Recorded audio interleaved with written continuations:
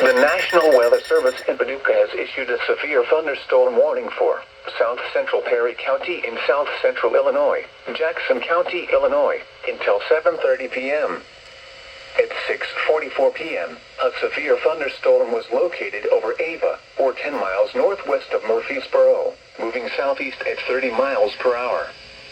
Expected hazards include 60 miles per hour wind gusts and penny-size hail. This is a radar-indicated threat.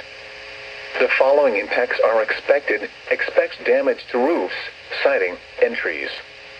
Locations impacted include Carbondale, Murfreesboro, DeSoto, Elkville, Ava, Dowell, Campbell Hill, and Bregenz.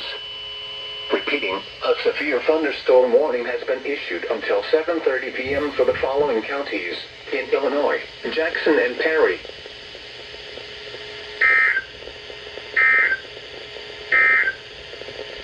The National Weather Service